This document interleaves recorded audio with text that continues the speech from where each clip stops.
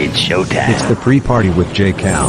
We are professional wrestling. I'm building an alliance. You are tuned into The absolute top of the mountain, the ultimate professional wrestling. Alliance-wrestling.com.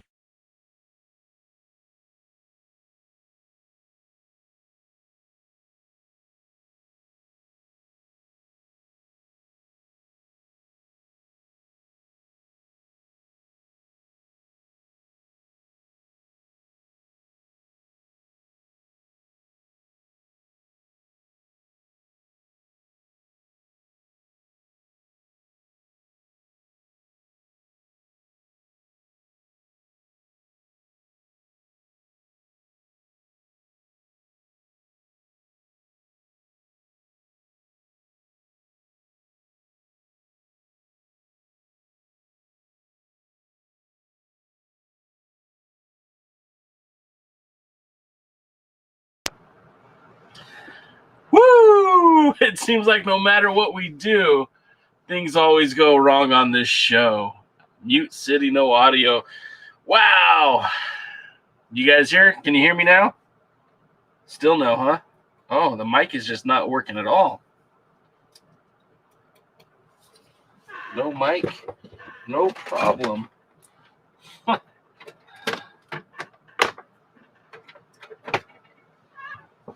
about now? Hear me now?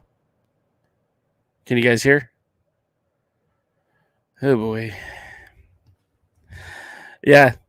Hey, Paladin, this might be your first time here on the show, but this is pretty common.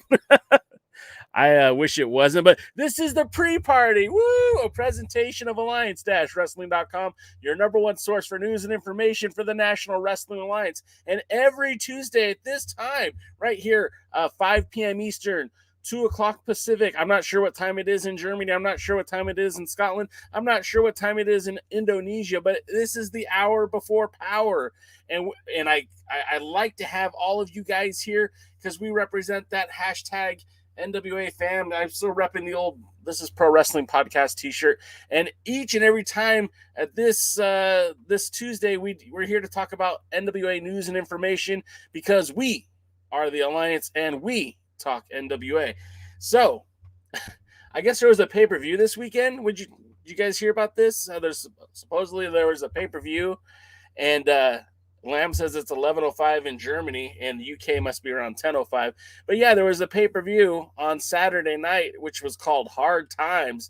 And let me tell you something, Daddy. Hard Times is starting a podcast without having your microphone plugged in. Hard Times is trying to get this thing going and always forgetting to do stuff the right way. But the pay-per-view Hard Times, Revenge Has No Bounds, did take place this past Saturday night on December the 4th. The pre-show, which was had a little bit less than desired taste, if you will, for me anyways. Mims got a big victory over Jack Stane, and that to me says something. It means that the NWA is really looking at Mims in a different light. And I know Jack Stane is a heel, and he's almost at the point now where losses don't impact his character. I mean, I guess if he continuously loses, that could set up a bad precedent for the Dane event. But I really feel like that loss didn't affect his standing within the National Wrestling Alliance. We also had the Women's World Tag Team Championship match. Genocide's championship series was cashed in. So you had Team Hex, Allison Kay, and Marty Bell. You also had Genocide and Paola Mayfield. I'm not sure what she goes by. And that's, Taryn Terrell's team there in the NWA. Then we had the makeshift team of Kylie Ray and Tootie Linda, the duo we were supposed to see at By Any Means Necessary. And then another substitution, if you will, with Lady Frost being unable to compete this weekend. She was replaced by Misa Kate and Natalia Markova, the Shine champion. And that match itself was pretty good. I really did like that one. I thought it was pretty good. I thought the overall, the show itself, the pre-show, again, that opening match kind of left a bad taste in my mouth, but that's mostly because I'm a Jack Stane fan. The four-way tag match, I mean, at points, it just seemed like a lot of the talents were getting lost in the ring.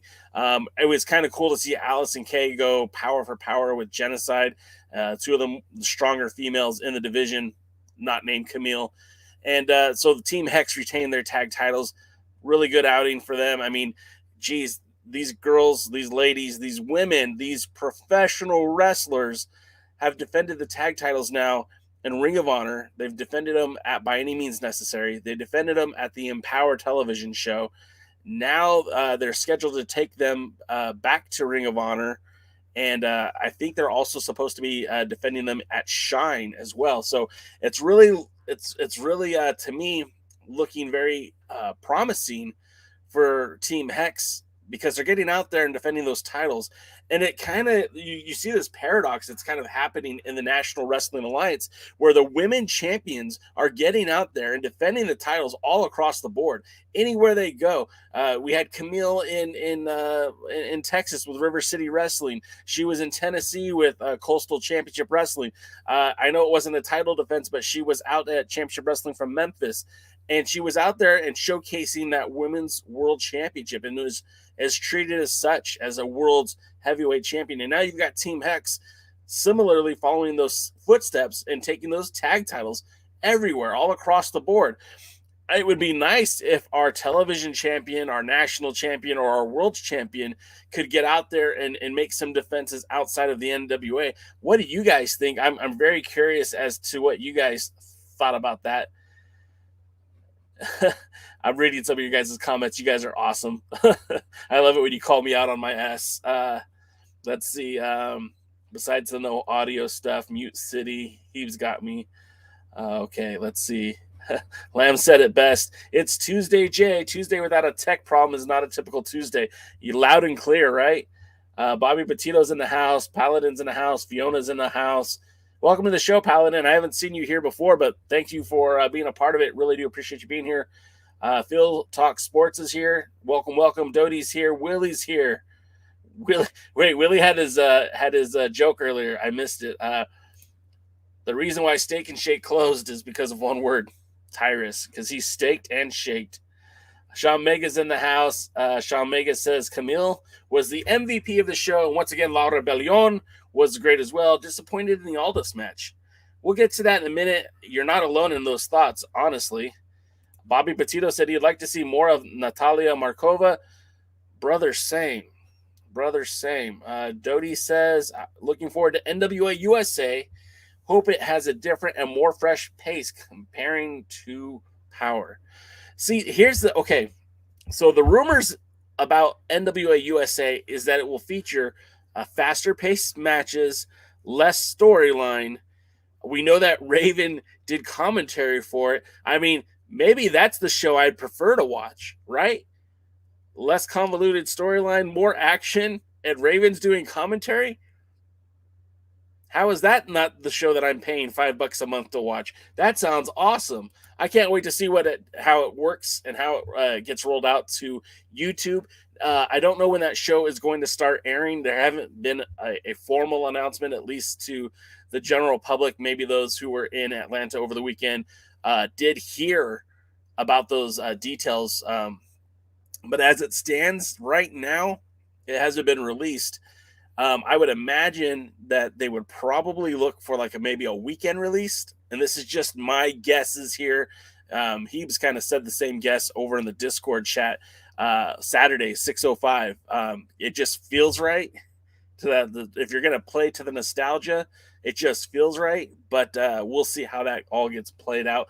And again, if it's YouTube, I mean, it's video on demand. You can watch it anytime. So if you're not there to watch it live Saturday evening at 6:05, I mean, you can always check it out later in the week. Same thing with Power, though, too. So I guess in the time and space that we live in, we're not really restricted by time anymore. I mean, we have to wait for it to air, but we can really go back and watch these things almost anytime. Paladin said he's been here for a while. Well, hey, man, I do appreciate you being here, brother. We always enjoy interacting with the crowd because this is a community. We are the Alliance, and everyone here is welcome here because we are all similarly like-minded in that we are fans of the National Wrestling Alliance, and we love the NWA. We want to see it succeed. Some of us have a more positive approach. Some of us have a more negative approach. Hopefully, you guys find us somewhere in the middle, and that was supposed to be that. Certified Hustler's in the house saying, what's up to Terry? What's up, Certified Hustler? Terry's here. What's up? What's up? Rosville's in the house. Roswell says, I hope they use a ranking system again. I'm not exactly sure. Again, I don't know, man. This whole show there's a lot of mystery behind it. But it should be exciting. Certified Hustler, he was the first guy I heard mention the NWA having a junior heavyweight title. And, he was right. Let's see. Bobby Petito says he'd like to see Camille defend the NWA Women's Championship in England and one day against Giselle Shaw in Progress Wrestling. I know next to nothing about UK wrestling, but if you think it sounds good, then I want to see it too. Paladin says it's good to hear the NWA is coming back to YouTube. They lost tons of fans when they left and went behind the paywall. I couldn't agree more with you, Paladin. In fact, during the off season of COVID, during that pandemic pause, I did a deep dive into the NWA numbers pre-pandemic, right? So for the first, close to 20 weeks of television, the NWA had anywhere between 250 to 100,000 views per video. That's people watching the videos. Now, I don't know how much time they actually watch. That information's not public, but you could see like 200,000 people watching a video is a huge, huge number. We don't know how many of those were repeat business. We don't know how many of those were 5 minutes and bounce. I don't know, but to me, that was pretty significant. When you look at the NWA numbers now, most of the videos have less than 70,000 views. I think they have one video over 200,000, the rest not even close. So the NWA certainly took a hit when it came to viewership from YouTube by going behind the pay window. Now, I understand why they did it. It makes a lot of sense. Financially, they needed the help to get these shows off the ground. Billy had invested a lot of money into this company that he wasn't reaping a return on because, well, they were pretty much took a knee for most of the pandemic. So when they came back, I understand why they went behind the pay window, but it certainly would benefit them to be on that other side as a way to advertise their pay-per-views, as a way to advertise merchandise. And let's be honest, YouTube does have a compensation program. I know it's not great. I know they're not going to get rich from it, but it should help offset some of their production costs. But then again, that's just one person's theory. Bobby Petito says he'd like to see Camille versus Lufisto one day. All right. I heard she's cleared to come to the U.S., so maybe that'll happen sooner than later. Lamb says, I hope the storylines from NWA USA are different ones than on NWA Power. I hope there are no storylines, to be honest. See, the NWA did this great job, but when they were in St. Louis, they just hit record on that camera and threw a bunch of matches out there. That was great because it had enough content to go from St. Louis back to Atlanta, which was almost 4 months of wrestling. The drawback to that is a lot of these matches didn't necessarily make sense, and we don't really know why, this match was happening or that match was happening. And they had to be very strategic in the way they weave those matches in together. But they did have content, and I think that's great. Now, if they are going to have a show with a lot less context, a lot less booking or storyline, I should say, then by all means, you could literally sit there and record matches for hours and hours and hours, right? And have content for months. So we'll have to kind of see what that is. And as our good friend right here, Phil, says, more NWA content is never a bad thing. I won't reject any more free content. Terry McDermott is asking if NWA USA will start in January. I mean, that would make a lot of sense, but I really don't know for sure about that. Heaves wants credit, or excuse me, Certified Hustler wants credit for the Crockett Cup coming back. Man, we were all saying the Crockett Cup was coming back. I'm not giving you nothing on that one, brother, because I was saying that. I got no inside ear. Heaves says the live chat during Hard Times pre-show was rough. I read some of the posts as I watched it later. I made the mistake of going to an independent show to get the 10 pounds of replica autographed by Sabu, who didn't show up. And if you guys don't behave, I might show you some of the matches that were there because it was just goddamn awful. Paladin said he didn't know they had that many views. Yeah, I mean, these, again, the views did accumulate over time. But I mean, I remember watching those videos live and seeing about 10,000 people or 8,000 people watching it live. Watching it live. That means, like, no matter, you're in the middle of cooking. All right, turn the TV onto the YouTube and let's watch some NWA Power. I mean, that was a very peculiar time zone or time to start the show. 6:05 on the East Coast. That's 2:00 or 3:00 out here on the West. And to still have that many views for little NWA, I mean, that was pretty awesome. 8,000 people watching at one moment.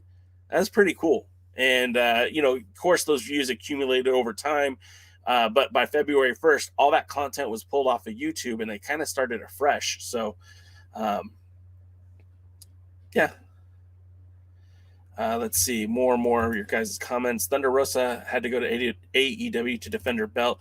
Yeah, Thunder Rosa went to AEW. She also went to Primetime Live, but she was also wrestling in SWE Fury. During that pandemic pause, Thunder Rosa by far was the MVP of the NWA. She kept that name in everyone's mouth, whether they wanted to or not. And being on AEW with the Burke was pretty impressive, to say the least. And the fact that she was able to go further and further with that title was a lot.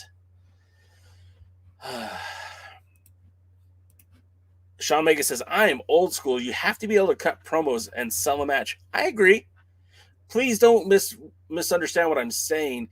Promos absolutely tell the story, and the matches tell the story. You need both of them. You can't have one without the other. A guy who can wrestle tremendously but can't cut a promo isn't going to do a whole lot for you unless you get him with a really good manager. And a guy who cuts an amazing promo but can't do it in the ring, again, you're definitely lacking something there.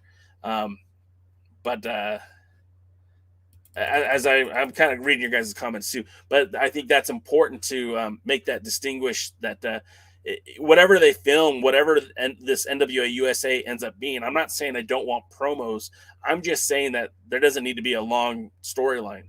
Match A is this guy wants to have a shot at the TV title. He has to beat this guy. Match B, this guy wants a shot at the junior heavyweight championship. He's got to beat this guy. Promo, plug power, plug merchandise, plug the upcoming pay-per-view, and rinse, recycle, repeat. I don't think you have to reinvent the wheel. You just have to give fans what they want, and that's just action. And one of the beautiful things about NWA Power in its first run on YouTube is that they were able to blend a lot of creativity, storyline in with wrestling and promos and everything else that they had to cover. I feel like that art has been diminished slightly since they moved to FITE TV.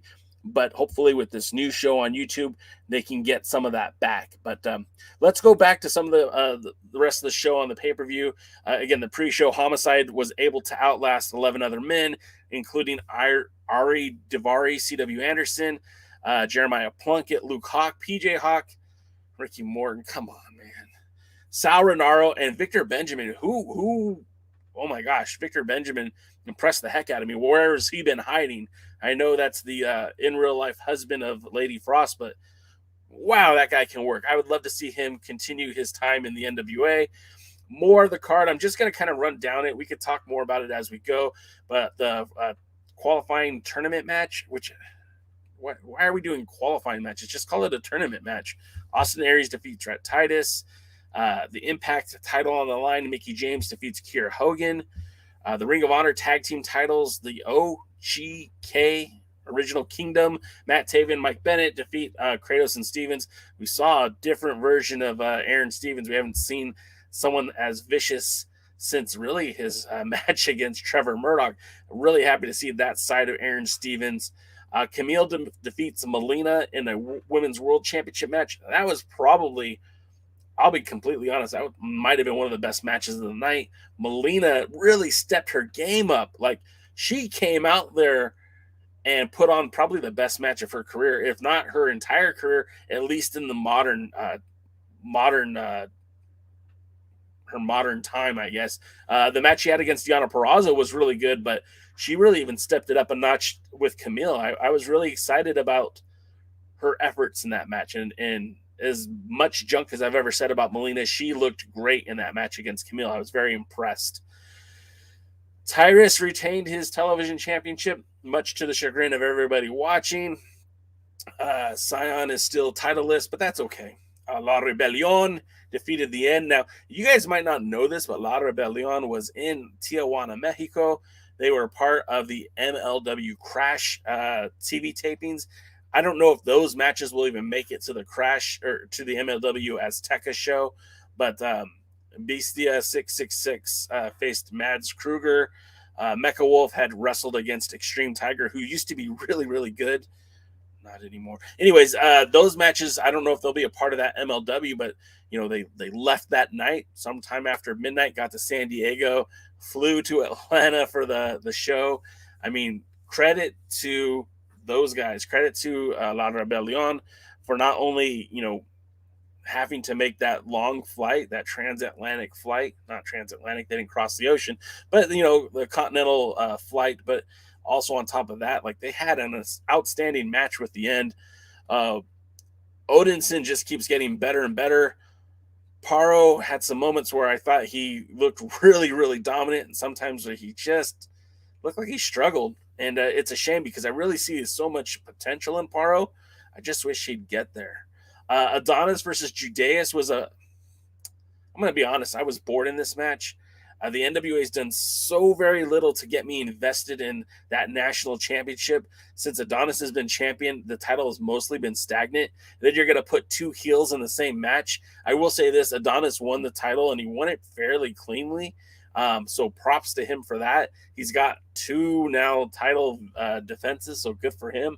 But all in all, I just wasn't really feeling that match at all.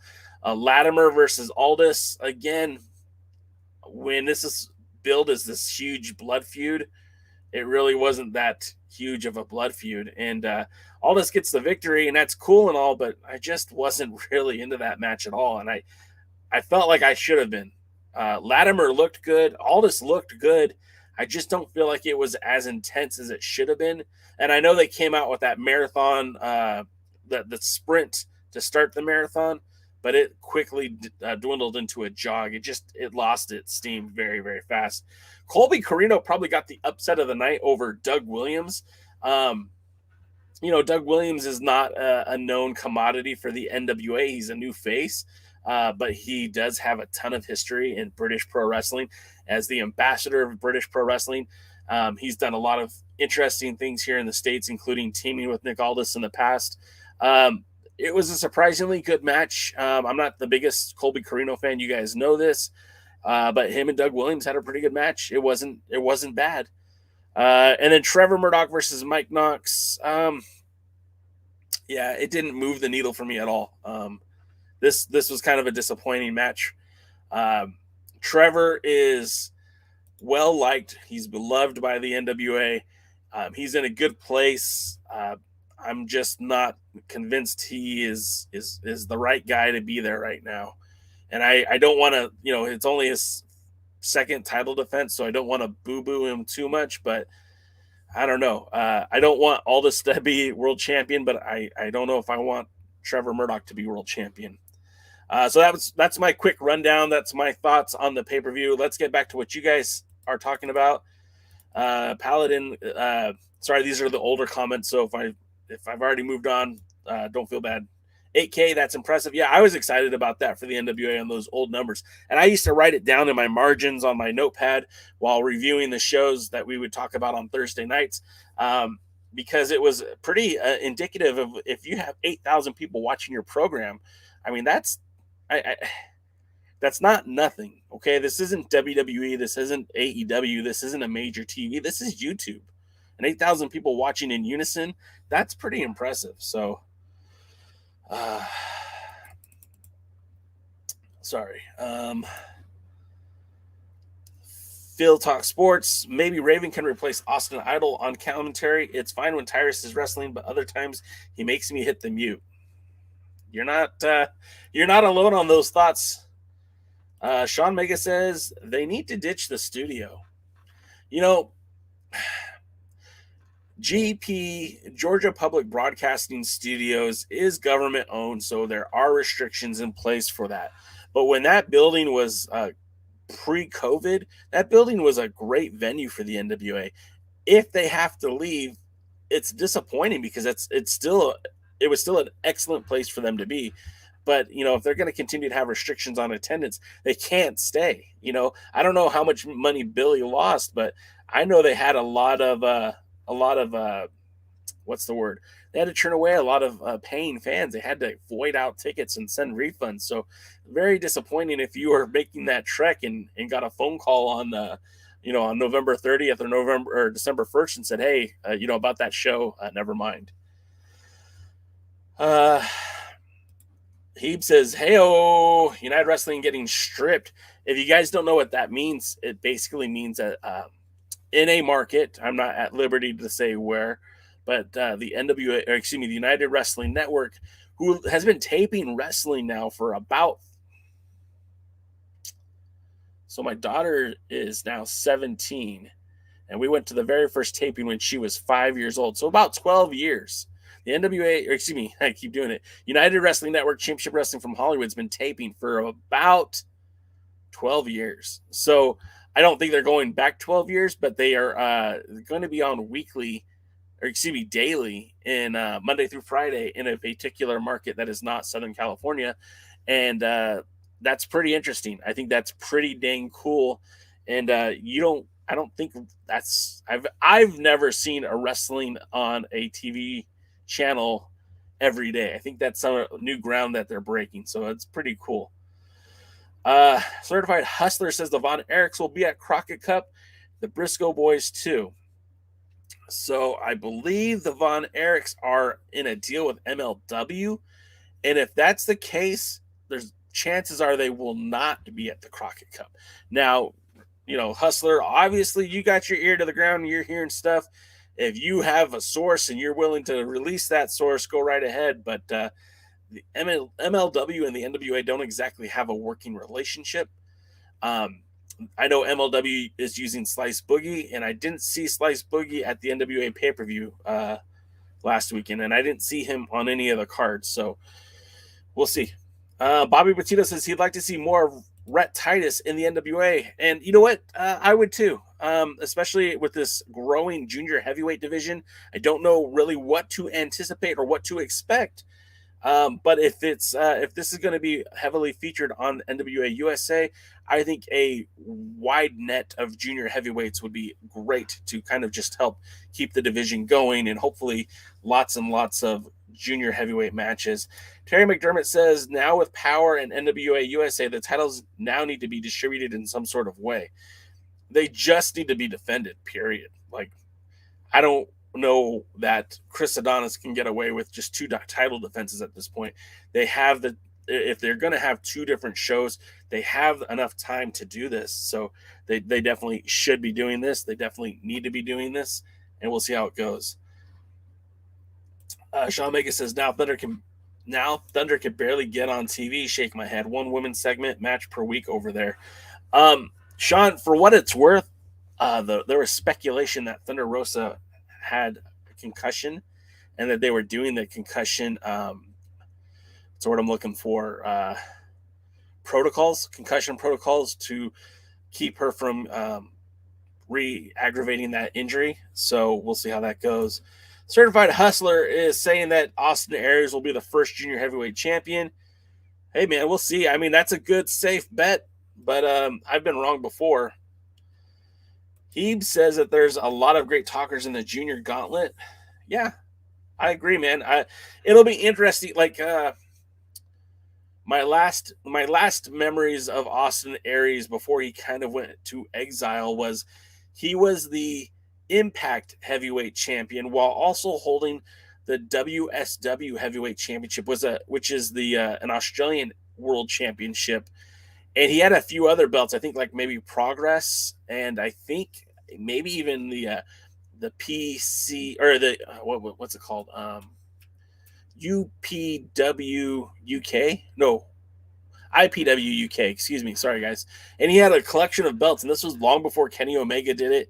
And it was just kind of like, wow, this guy really is this guy is the man. And he showed up in Ring Warriors where he was like the commissioner.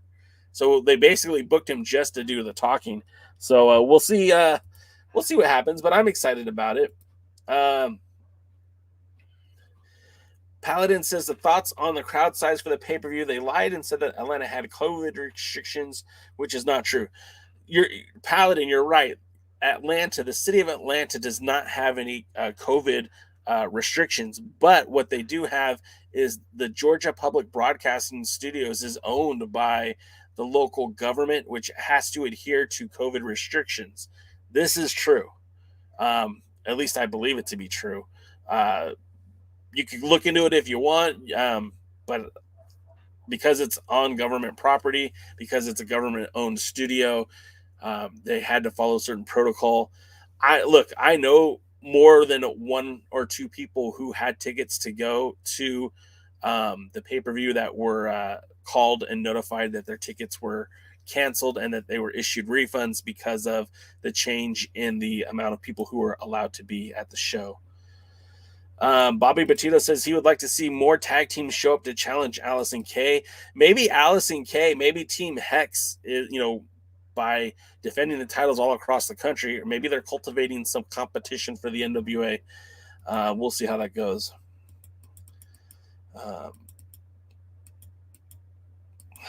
Bobby Petito says he liked that Darius Lockhart promo on Hard Times too. I did too, man. And someone, I think in the chat, said something about Ricky Starks vibes, and 100% I agree. That's how I felt. I really thought that was a big moment for Darius Lockhart. Now, what he does with it, obviously, I mean, we need to see him in the ring. For those who were in Atlanta, they saw him in the ring. I don't know what it looked like. I don't know how it's going to play out, but I would like to see what he has to offer. Certified Hustler says Matt Cordona had more buzz on internet showing up in GSW. Yeah, that's problematic to me. Matt Cordona was getting so much play, especially when he showed up in Game Changer Wrestling, that when he showed up in the NWA, I didn't hear anybody talking about it. There was not a lot of buzz. So we'll see what happens. He's a guy that, like, I would never say I was a Zack Ryder fan. I wasn't super into the character. I wasn't super into to who he was. What he did with Game Changer Wrestling was very noteworthy, very buzzworthy. I mean, he went out there and really embraced that deathmatch wrestling, and it got a lot of people talking. but I don't know that his NWA debut really caught the same kind of lightning twice. Let's see. Heeb says, if it was a full house, I feel like Melina and Camilla would have stole the show. Yeah, I mean, I really dug Melina's hard work in that match. And I am somebody who's said that I thought Melina was past her prime. I am somebody who said that I would not be putting her in a title match with Camille.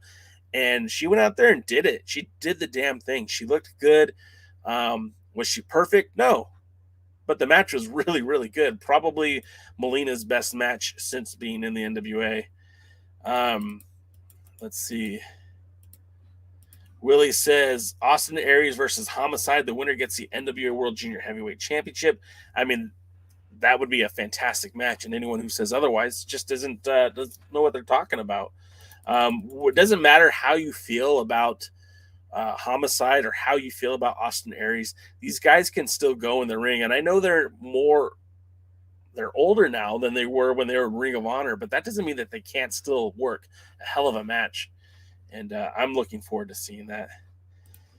Bobby Petito says Camille defends a Women's World Championship against Killian King at Coastal Championship Wrestling. Yeah, you said that to me earlier today on Twitter. Camille, like I said, woman is doing the right thing by defending that title everywhere. And I think that's great. Shawn Mega says, I've been saying for years, both Impact and the NWA should look into investing in a building like Booker T and OVW. Yeah, I mean, that's something that... So there's not a whole lot of wrestling promotions that actually own their own broadcasting studio. The WWE has, of course, the Performance Center where they shoot most of NXT at. We know that AEW has Daly's Place, but they've also been using the Orlando studios where Impact used to tape. And that's about it. Like you said, Ohio Valley and Booker T own their building. I think it would be a smart move for any wrestling promotion to own the studio that they work in. But that's a lot of money. And, you could probably get away with that in Ohio Valley. You could probably get away with that in Houston, Texas. But can you get away with that in Metro Atlanta? There was some talk during the COVID, some talk by me. I'm some talk that the NWA was looking to run a smaller venue for Power. And one of the places that came to my mind when the rumor started circulating that they were going to come back was that, they have this really healthy relationship with High Spots, and High Spots has a small little wrestling venue that they could have done a zero audience wrestling show. And I really think they should have. Obviously that didn't happen. So we'll see. Shawn Mega says the post angle was a surprise. I mean, surprise, sure, but did it grab you, right? If you weren't watching the NWA before, did Matt Cordona showing up make you want to tune into the next pay-per-view? Did it make you want to subscribe to FITE? And if the answer is yes, please tell me why. Because it didn't move the needle at all for me. I'm already paying for the show. I'm already watching the show. I wasn't impressed. It seemed like it was a natural progression for someone like Cordona, who's not under contract. I would have rather the NWA gone a different route, because Cordona already popped with GCW, and now the NWA is trying to emulate that same success. Why not find their own star? Why not find somebody who, if you're going to go with the former WWE guy, like find somebody who could do the same thing that Matt did for GCW. Find that person to do it for the NWA. And maybe that person doesn't exist. But I don't know. Paladin says the champion is supposed to draw for the company. Trevor isn't a draw. So my take on that is you're not wrong. Okay, you're not wrong. Trevor Murdoch paid his dues for the NWA. I don't know that he is the draw they want him to be. I know they're trying, but I feel like if you're going to do that, you need to put him in matches that are going to elevate him, meaning you should use some bigger name talent to help get him over. Um, you know, Nick Aldis didn't walk into the Georgia Public Broadcasting Studios as NWA World's Heavyweight Champion and was immediately accepted. Like, he had to work for it. He put on a tour. He literally went from 4 continents in like the span of 6 months. He defended the title more often. He's defended the title more in the UK than any other NWA World's Heavyweight Champion. He defended the title in Australia. He defended the title in China. He defended the title at All In. He earned every bit of respect and credibility that he deserved. Now, I'm not saying that Trevor Murdoch doesn't deserve respect or credibility, but Aldis put in the work. Now, Trevor beat Aldis, great. But what has he done lately? What has he done to pop the audience? What has he done to galvanize the fan base? And, his match at By Any Means Necessary didn't really drag me into it. Attila Khan, I'm sorry, Certified Hustler, he doesn't move the needle at all. That's not somebody who I'm like, ooh, boy, Trevor just beat Attila Khan. No, have him go out there and wrestle the Big Show. Have him go out there and what's that guy's name? Adam Schiff. What's his WWE name? I can't even think of it. The big dude, the big dude that was in the oh man, I need to stop taking so much medication. Terry McDermott says that Aldis needs to challenge Adonis to bring value back to the national title. Bobby Petito says he'd like to see Ruby Reyes versus Natalia Markova. Gosh, Bobby, Natalia is a very pretty lady. Ruby Reyes would change that. Terry McDermott wants Jordan Clearwater as world's heavyweight champion. And honestly, watching Clearwater outside of the NWA, it might happen someday. The birthday boy, Dave Scooby. Everyone wish Dave Scooby a happy birthday. Turning the fabulous 29 today. Happy birthday, Dave Scooby. He says that only 90 people total were allowed, and there were a lot of refunds issued. And I do believe that. I genuinely believe that. Shawn Mega said the building is bad business for the NWA, plain and simple. You could be right. You 100% could be right. I do feel like the NWA is maybe they are outgrowing that venue. I really like the idea of them taping their live events, and I think going forward, that is something that makes a lot of sense. They did it By Any Means Necessary. They're going to be in Jacksonville for the Pope's show. They're going to be rumored to be back in Kentucky in February. I'm not sure what's happening in January. Rumors of Crockett Cup in March. So I'm okay with that. Bobby Petito says he'd like to see more Victor Benjamin on NWA. Me too. Hustlers out there saying that Von Erichs will be at the Crockett Cup. I mean, hey, man, from your lips to the wrestling god's ears, but we'll see. Mega's Certified Hustler with the late breaking news. Paladin says AEW runs one women's match show because women's wrestling doesn't draw. People change the channel. I mean, I hear you say that, right? I do.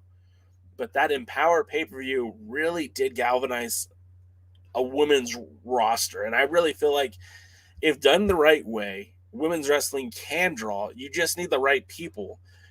Certainly the way the NWA has booked most of the women, I don't agree. But somebody like Lady Frost, if given the right spotlight, could drive people to your promotion. That woman is such a polished athlete. She has the gimmick, she has the look, and she sure as hell can do it in the ring. I wish they just put that behind her, put some effort behind her. Bobby Petito says he'd like to see Camille versus Taya Valkyrie. Taya might be heading to AAA. So, I mean, Sam Adonis works AAA and then was at the TV taping. So maybe we'll see Taya. I mean, there's no guarantee. Shawn Mega, I mean, that's a good point. Becky Lynch gets paid millions of dollars because she's a draw. But let's be honest.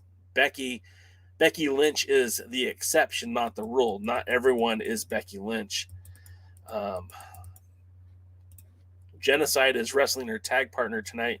She's being shined up, Camille. I really look, Genocide is another one who I think is really close to being ready. And I don't mean that as an insult. I mean, she's ready for a rocket to be attached to her back and shot to the moon because she, again, has a great look, has good wrestling. Maybe her promos aren't the best. Maybe keeping Taryn Terrell as her manager might be beneficial. But I think she's somebody that could really help bring more eyeballs to the women's division. But we'll see. DKM told me to not feed the trolls, but I'm always feeding the trolls. And there's my girl, Thunder Rosa's in the house. Gosh, sorry I didn't say anything sooner. Thunder Rosa is the best. We say that all the time here. Not just when she's in the chat, but even when Brian's in the chat. Doesn't matter who's in the chat. We're all big Thunder Rosa fans here. And as DKM will tell you, she's one of the best wrestlers on the planet. And, maybe right now she is the best wrestler on the planet. I don't care if AEW puts her on one show. She could be on all the shows. All right, that's enough ass kissing, but it's genuine. We do love Thunder Rosa on this channel. Let's see. More of your comments. I don't want to offend Thunder Rosa, but these are the facts. I mean, they're the facts is the way you see them, Paladin. All right, let's see. I skipped a bunch of your guys' comments. Sorry. Pushed the wrong button. Hustler, it's not about what you make, brother. No offense. Hey, man, get what you can, but I don't care what you're making in reporting on wrestling. Attila Khan he doesn't move the needle. Are you telling me that if it was Trevor Murdoch versus who's someone that would be Keith Lee, are you telling me that wouldn't have made more money for everybody? I mean, get out of here with that, brother. Let's see. All right.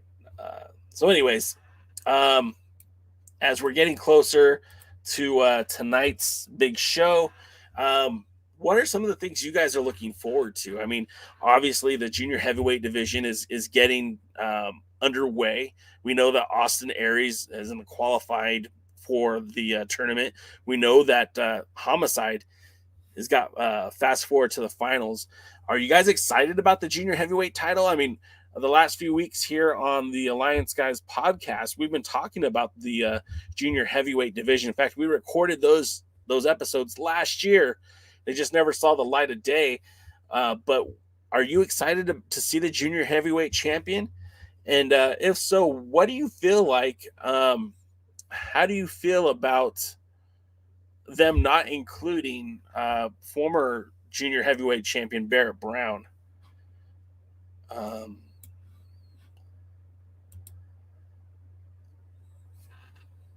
Cool, bro. Fiona says she misses Eli. Same. Girl, same. I really felt like Eli Drake when he was in the NWA. Man, he would have been that guy that I think if you put him and Aldis in the ring together would have absolutely would have done numbers for the pay-per-views, would have done numbers for the house shows. COVID took all that away from us. I really feel like they missed the mark too with not executing a Pope versus Aldis champion versus champion match. Even if it was just a non-title, just putting those two guys in the ring and those promos, I think would have been really just money in the bank. Pardon the WWE pun. Very disappointed that they never were able to do that.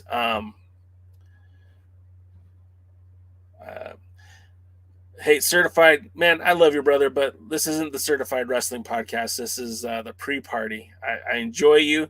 I like you, but you're posting more than I'm talking, brother.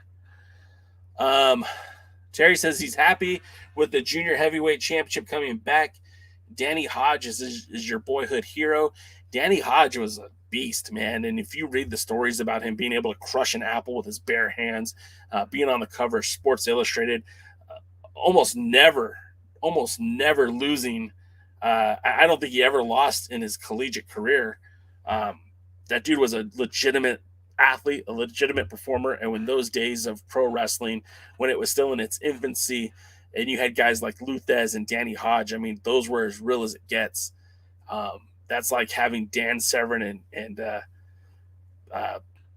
Ken Shamrock as your champions. I mean, just so legit. It's just amazing. I don't think we'll ever see a guy like Danny Hodge in any form or any capacity in pro wrestling. But I mean, I guess Brock Lesnar's close, right? But just I don't think you'll ever see it again. Doty said, Lamb said, Doty mentioned it once. The NWA kind of missed on building their own talents on the roster as possible contenders. Instead, they bring in other guys. I mean, that's a good point. Lamb, that's a very good point, because when you think about it, the some of the homegrown talents, Ricky Starks, whether you want to say it or not, Zicky Dice. I mean, these guys were here, but never really groomed for that world title shot, right? And I mean, going back to the first Hard Times, who did they bring in at the end of the show? Well, I mean, it was Flip Gordon wrestling Nick Aldis, but then they brought in Marty Scurll, and then it was supposed to be PCO, and they never really formulated talents on the roster in that position. So, that's a very good point. All right, Hustler, man, this is it, bro. This is where we say goodbye, because I don't want you coming on my podcast, leaving comments that are rude like that. No one's jealous. If you're making money in wrestling, that's great, bro. Enjoy. All right. So I lost all of your comments because I put him in timeout. But anyways, so yeah, what Doty said with the NWA not grooming their own talents, I mean, it's still kind of true to this point, where you had the Pope here, you had Trevor Murdoch here. Both of them were being built up to be potential challengers for Nick Aldis. And then as soon as Trevor Murdoch wins the title, instead of it being Adonis or Pope or Jax or whomever, they pull someone from the outside. And I guess the idea was to try to draw more numbers, to try to make it more meaningful. But in the end of the day, I just don't feel like it did very much for that. Shawn Mega asked if Jason Kincaid still wrestles. Yeah, he does, actually. I think he just wrestled recently for Tony Givens in Innovative Pro Wrestling. I would like to see more of him too. He would have been a guy that would have been made a lot of sense for that junior heavyweight division. The problem is he's like really small, like really, really small. So like he's more of a featherweight, I believe. But we'll see how that goes. Heeb says, hopefully Tom Latimer keeps getting built, but the pay-per-view match outcome was a head scratcher. See, I agree with you, Heebs, because I look at a guy like Tom Latimer, who has literally 5 tools, right? I mean, he's got the look, he's got the build, he's got the abilities in the ring, he cuts the promos, he's great, but they haven't given him a real serious run at anything. He was a former tag team champion with Royce Isaacs. When they lost the titles, they never had an opportunity to win them back. He was kind of placed in this meaningless feud with they put him in that match with the Pope. Nothing really came of it. Him and Adonis were going back and forth in the tournament to win that, to re-crown a national champion. They could have done something there that they didn't. They could have put them into a feud, into a storyline. And instead, Latimer took a back seat to Adonis, like Latimer took a back seat to Aldis, and he still hasn't really had that opportunity to shine. But the guy is seriously one of the best wrestlers on the roster, and I really feel like he would be better served if given the opportunity to wrestle for the matches, to wrestle for the titles. Let's see.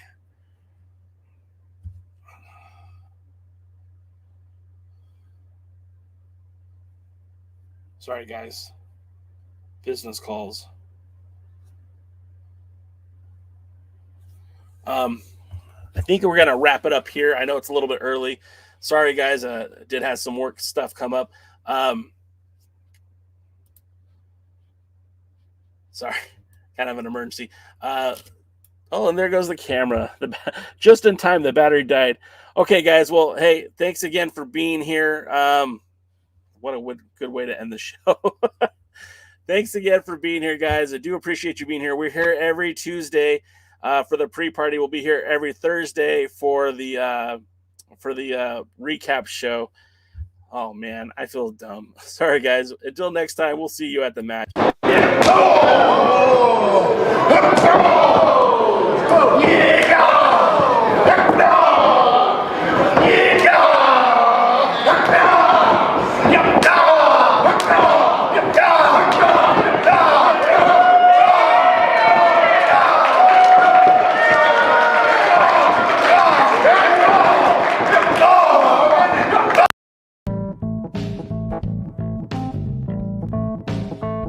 Thanks again for tuning in to the Alliance Blog Podcast, a presentation of Alliance-Wrestling.com. We genuinely appreciate your support. Would you consider subscribing so you won't miss any future episodes? We'd also like to remind you that we do a live stream every Tuesday at 5 p.m. Eastern, 2 p.m. Pacific on YouTube at the Alliance Blog.